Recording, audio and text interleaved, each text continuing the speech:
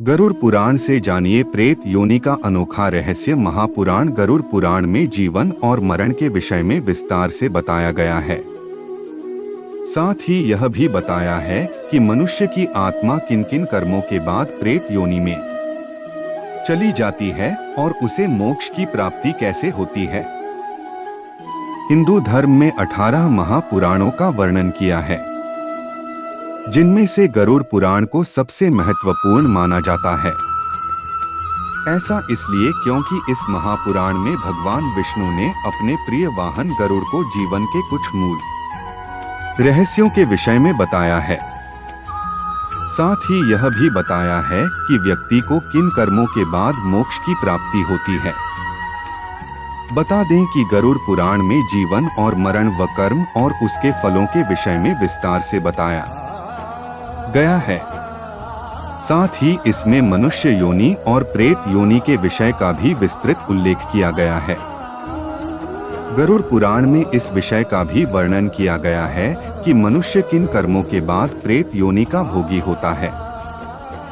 गरुड़ पुराण के इस भाग में जानते हैं कि मृत्यु के बाद व्यक्ति भौतिक शरीर से प्रेत योनि में कैसे जाता है।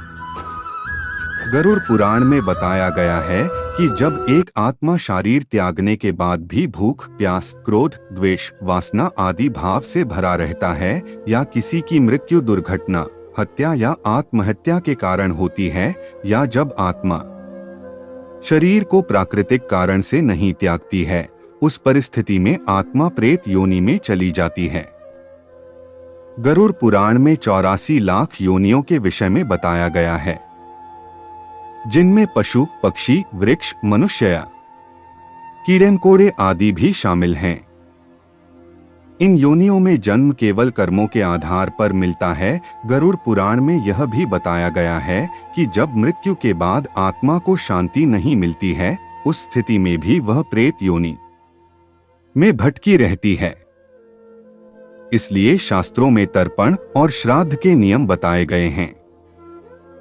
महापुराण के अनुसार पितरों का श्राद्ध एवं तर्पण करने से ही उनकी आत्मा को शांति प्राप्त होती है और वह मृत्यु लोक से स्वर्ग लोक चले जाते हैं।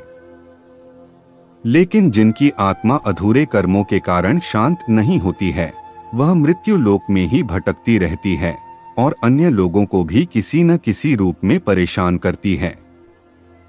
इनमें कुछ आत्माओं की शक्ति बहुत अधिक होती है, जिन्हें भूत, प्रेत या राक्षस आदि के रूप में जाना जाता है। लेकिन कुछ आत्माएं बलवान नहीं होती है। यह शक्तियां भी व्यक्ति द्वारा जीवन में किए गए कर्मों पर ही निर्भर करती हैं।